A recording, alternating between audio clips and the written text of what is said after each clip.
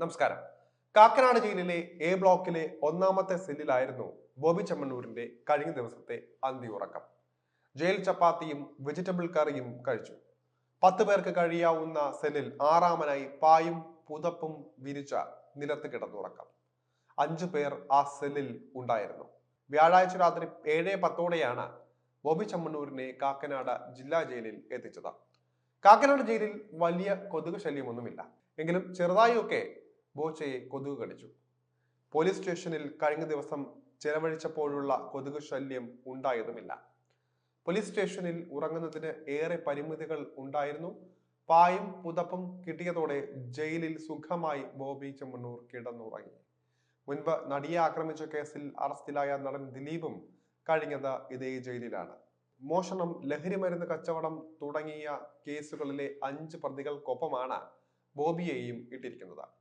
വൈകിട്ട് 5 തന്നെ അന്തേവാസികൾക്ക് ഭക്ഷണം നൽകും. ബോബി കോടതിയിലും പിന്നീട് ആശുപത്രിയിലുമായതിനാൽ തന്നെ ഭക്ഷണം കഴിച്ചിട്ടില്ല എന്ന് പോലീസ് അറിയിച്ചു. ഇതോടെ ചപ്പാത്തിയും വെജിറ്റബിൾ കറിയും വാങ്ങി നൽകുകയായിരുന്നു. എറണാകുളം സെൻട്രൽ സ്റ്റേഷനിലെ സെല്ലിൽ ബുധനാഴ്ച രാത്രി ഉറങ്ങിയത് പത്രക്കടലാസ നിരത്ത് വിരിച്ചായിരുന്നു. അതുകൊണ്ട് തന്നെ തണുപ്പ് കാരണം സുഖ ഉറക്കത്തിന് കഴിഞ്ഞില്ല എന്നും പറയുന്നുണ്ട്.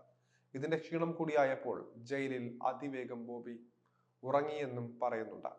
രാവിലെ എഴുന്നേറ്റ ശേഷം സഹതടവുകാരുമായി സംസാരിക്കുകയും ചെയ്തു. പ്രത്യേക സൗകര്യമൊന്നും ബോബി ചെമ്മണ്ണൂരിന് കിട്ടിയില്ല. എന്നാൽ 4 ആൾ അറിയുന്ന ആളായതിനാൽ തന്നെ പ്രത്യേക നിരീക്ഷണം ഏർപ്പാടാക്കിയിട്ടുണ്ട്. എന്തായാലും ബോച്ച ഇപ്പോൾ നിരാശനാണെന്നാണ് ജയിലിൽ നിന്നും ലഭിക്കുന്ന സൂചന. എങ്കിലും ജയിൽ അധികാരികളുമായി സഹകരിക്കുന്നുണ്ട്.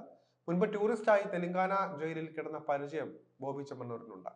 പോലീസ് കസ്റ്റഡിയും അറസ്റ്റും കോടതി കൂട്ടിലെ നിൽപ്പും ബോബിക്ക് പുതിയ അനുഭവമാണ്.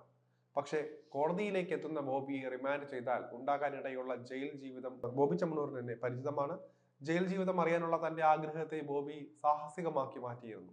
തെലങ്കാനയിലെ ജയിലിൽ ടൂറിസം പരിപാടിയുടെ ഭാഗമായി ഫീൽ ദ ജയിൽ എന്ന പദ്ധതി പ്രകാരമാണ് ബോബി ചെമ്മണ്ണൂർ ഒരു ദിവസം ജയിൽ ശിക്ഷ അനുഭവിച്ചത്. 2018 ഈ ഒരു ജയിൽ വാസം. അന്ന് ബോബി തന്റെ ആഗ്രഹത്തെ കുറിച്ച് പറഞ്ഞത് ഇങ്ങനെയാണ്: 15 വർഷങ്ങൾക്ക് മുൻപ് കേരളത്തിലെ ജയിലിൽ കഴിയാൻ ഒരു ശ്രമം നടത്തിയിരുന്നു. എന്നാൽ കുറ്റം ചെയ്താൽ മാത്രമേ കേരളത്തിലെ ജയിലിൽ പാർപ്പിക്കൂ എന്നാണ് അധികാരികൾ പറഞ്ഞത്. തെലങ്കാനയിലെ ജയിലിൽ 24 മണിക്കൂർ താമസിക്കാൻ 500 രൂപയാണ് ഫീസ്. ഈ സാധ്യത ഉപയോഗിച്ചാണ് ബോബി തന്റെ മോഹം തീർത്തത്. പക്ഷേ 6 കൊല്ലം കഴിയുമ്പോൾ കേസിൽ പ്രതിയുമായി.